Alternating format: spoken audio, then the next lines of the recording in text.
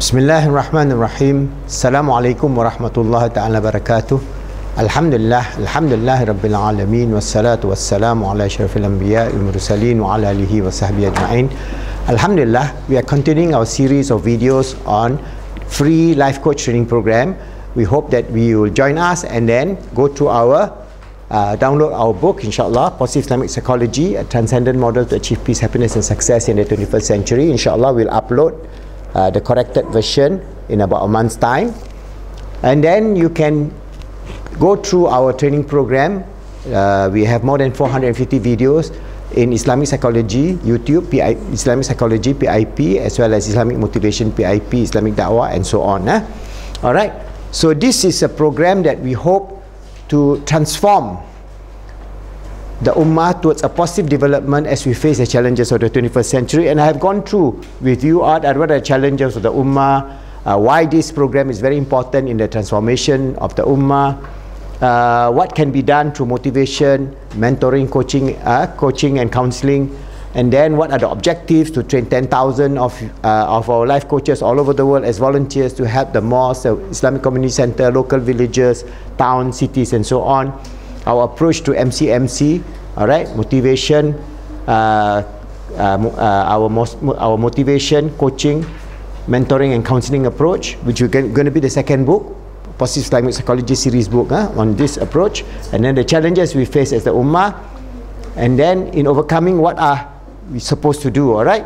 So what are the challenges that we are facing in the Muslim world in terms of 8 major challenges? I'm summarizing all that we have talked about. Today I'm going to talk about the 8 major challenges for the Ummah and youth. But we are focusing on our MCMC, our motivation, coaching, mentoring and counseling for youth. Why? Because they are our future. Older generation like ourselves, we are going to leave this world one of these days, but the younger ones will replace us. So it's very important that we set the groundwork for the Ummah as we face the challenges of the 20th century. We have to summarize the 8 challenges. So I'm going to give you the 8 challenges, and then through our coaching, mentoring, motivation and counseling, we hope to bring these people about to have a balanced worldview and to be able to understand the beautiful deen, the depth of the teachings of the Quran al-Kareem, of the hadith of the Prophet Muhammad sallallahu alaihi wasallam, the way in which Allah has sent this beloved, our beloved Muhammad sallallahu alaihi wasallam and his kinfolks, his sahabas, the tabi'in, tabi'in, and all the great imam, the scholars who has brought this deen up to today.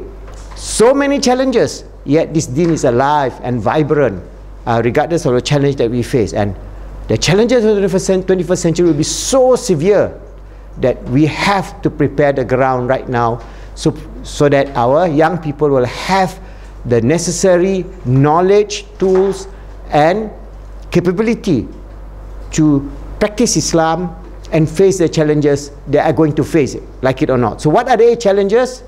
Number 1 is the challenge of atheism. All right, atheism is a dominant worldview in communist countries, in Europe, in America. If you talk about, say, scientists, more than 70% of the scientists for example, in America are atheists. So they bring an atheist worldview, all right? But that doesn't mean that atheism is scientific. It's just that they have a leap of faith. They believe that there is no God. That's it. But they cannot prove that there is no God. Whereas all the science shows that this is a creation. We are created. This world, this universe is created. So I'm going to give you a lot of the research that is being done by subject matter by subject matter, inshallah, about 10 videos to 12 videos on the challenges of atheism, with the interview with professors or the animation and so on, to show you that this world is created by Allah subhanahu wa ta'ala as a way of defense. It's our shield.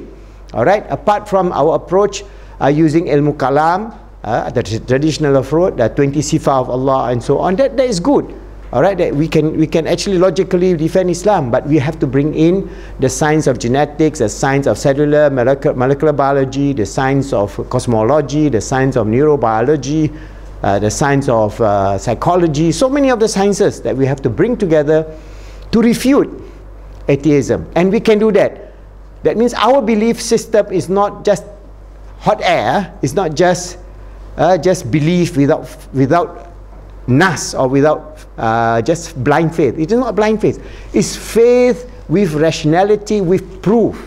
That is what we are going to tell our young people. So don't fall into the trap of your professors or your university lecturers saying one thing and then you go home and then declare, oh, I don't want to believe in Islam.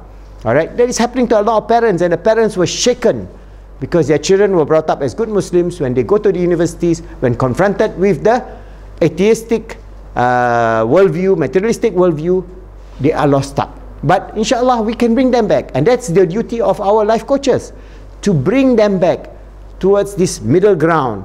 And inshallah, as they begin to understand that, they will have the depth of iman, the 3 levels of iman which I've explained. There's iman ilmul yaqeen, then iman ainul yaqeen. They see with the fullness of their inner eye, and the iman of haqqul yaqeen, the haqq that they see, and then they will be rest assured, inshallah, their heart will be then constantly in protection in under the grace and the mercy of Allah. So that is the first challenge that we have to tackle.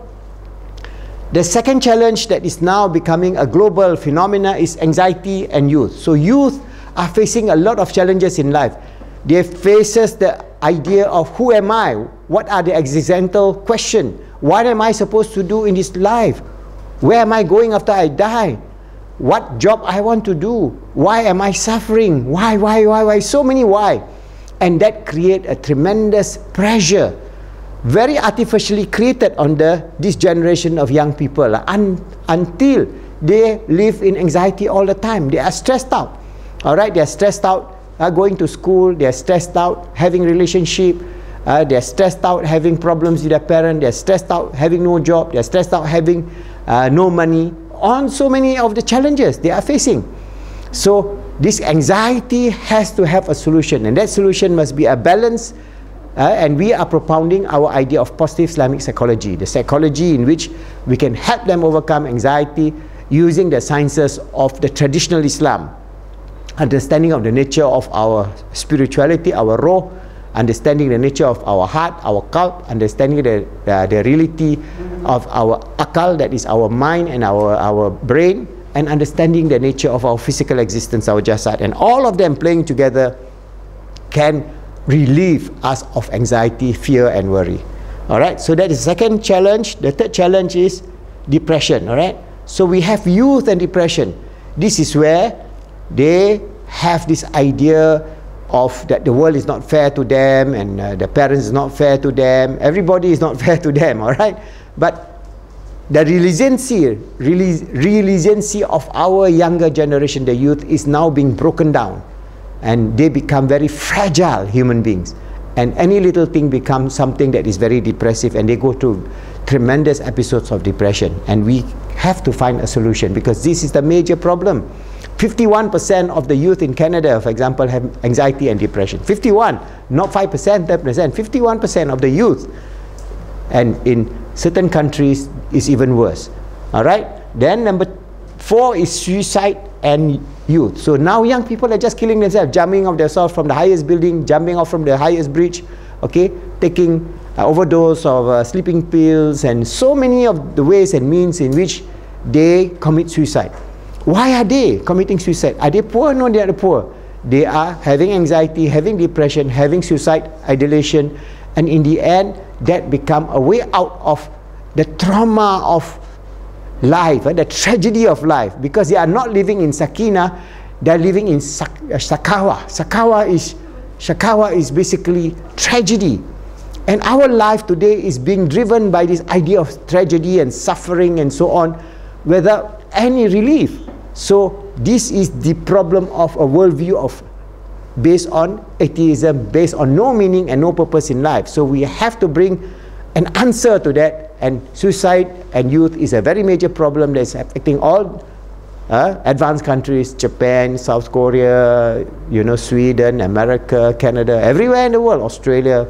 All right, so is it actually affecting our Muslim youth? Now we see more and more Muslim youth committing suicide. So we have to find a way to help them out, becoming their coach, hopefully later on our qualified psychologists becoming their counselor to bring them out of this damnation. All right, then the next challenge is pornography addiction and youth. So now they have this new free for all world. Everything is portrayed all kind of sex, all kind of sexual act, very unnatural, very violent, very terrible. It's all available on video, and this is becoming the normal diet of a lot of young people. So they become sexually very active, very, very young, one thing. Secondly, they become following the animalistic instinct, the shahwaniyah and haywaniyah.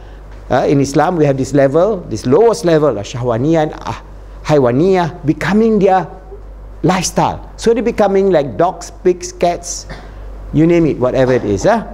But that is the problem that comes about with a free-for-all world, because we cannot run away from the fact that everything is available now on the internet, and pornography is one of the greatest challenges that our people, our youth will face, and they will then be influenced by this evil act of all kind of sexual intercourse that is very unnatural, very terrible, openly making human beings with a higher moral values living, becoming sexual animals, and they will then get bored with it after a while, and after a while, what do you live for?